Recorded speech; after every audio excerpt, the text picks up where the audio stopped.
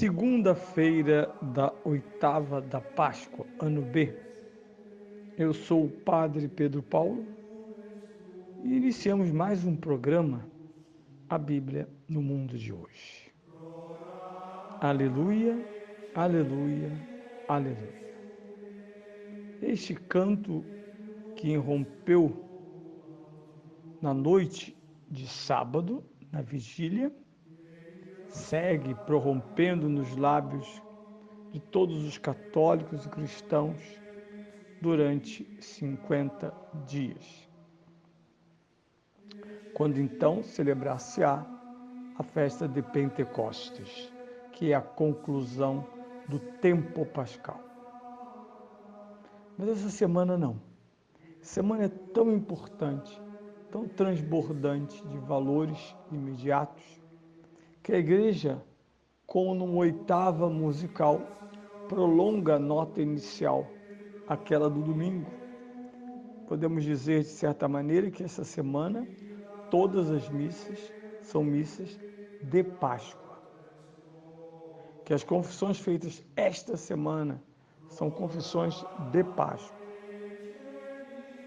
E que a vida da igreja, com seus círios acesos, é exatamente o início desse caminho de luz. Já no domingo próximo, domingo da oitava da Páscoa, segundo domingo da Páscoa, a igreja não falará mais nesta noite ou neste dia, mas dirá nesse tempo. Porque então iniciaremos na próxima semana o tempo pascal, com toda a sua beleza, esplendor e doutrina.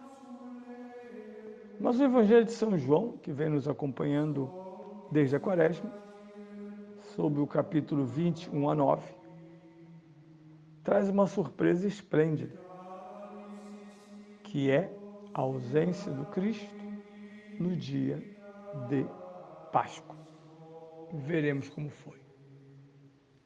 No primeiro dia da semana, Maria Madalena foi de manhãzinha, ainda escuro, ao sepulcro e viu a pedra retirada do sepulcro.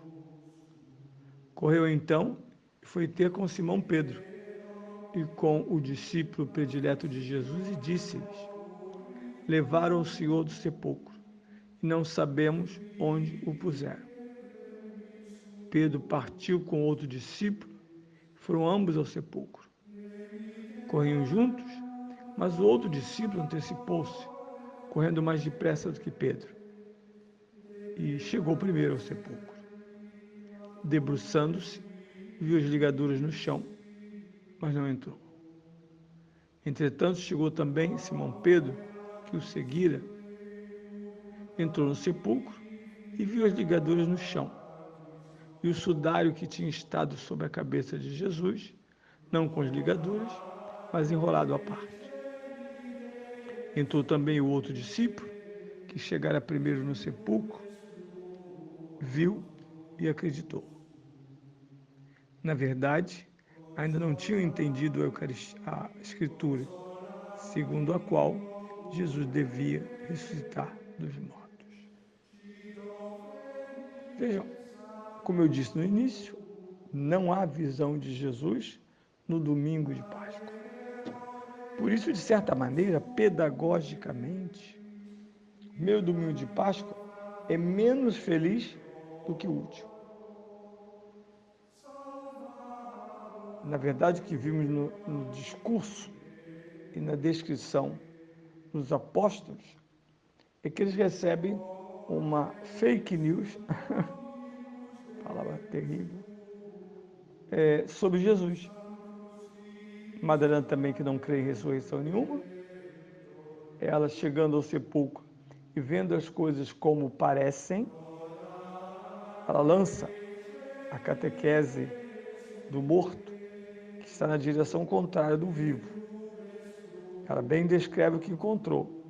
Roubaram o Senhor do sepulcro e não sabemos onde o puseram. Essa notícia é arrasadora, porque agora os discípulos arrependidos do abandono, discípulos comovidos, não tinham nem um túmulo para venerar seu herói. Não tinha o corpo para ser preparado por um rito funeral judaico. Eles não tinham mais nada. Não só, segundo eles, o perderam, mas também lhes fora roubado o corpo. Na versão de São Mateus, isso é uma ordem dada pelo sumo sacerdote aos romanos que estão guardando a tumba. Digam ao imperador que de noite vieram seus discípulos, roubaram seu corpo. E lhes pagou uma alta soma e disse: quando isso chegar aos ouvidos do governador, na verdade não do imperador, do governador, fiquem tranquilos que nós resolveremos a questão. Política, sujeira, mentira. O mesmo mundo que nós estamos vivendo desde então. Aqui não.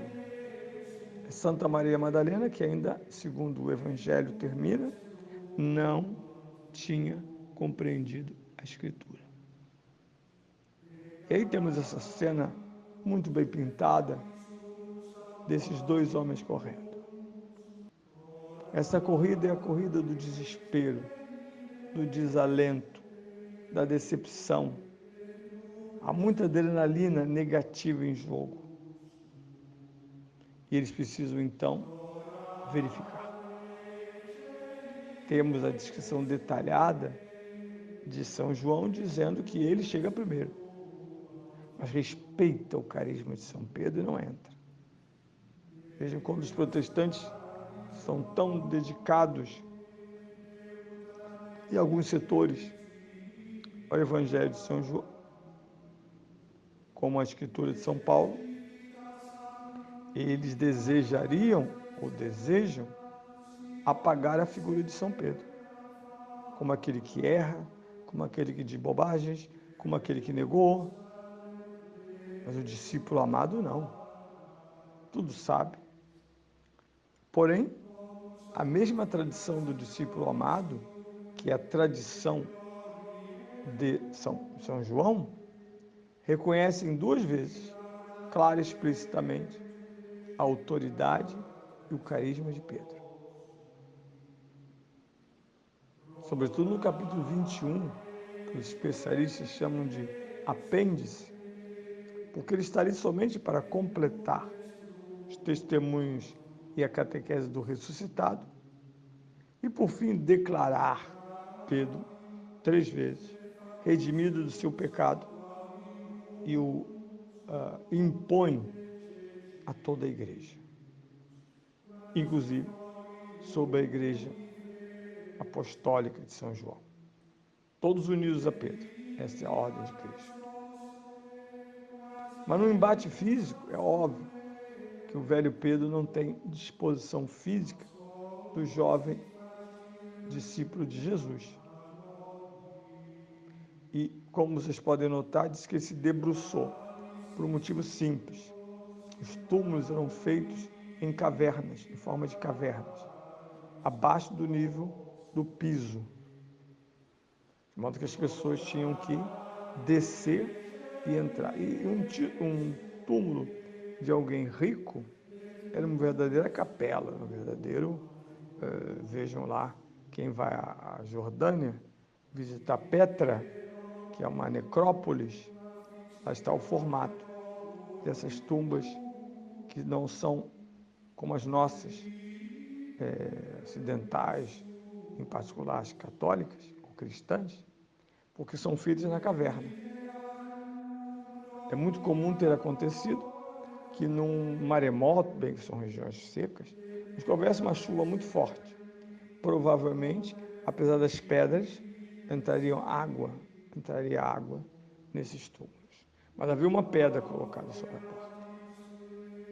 E aí acontece uma visão incompleta.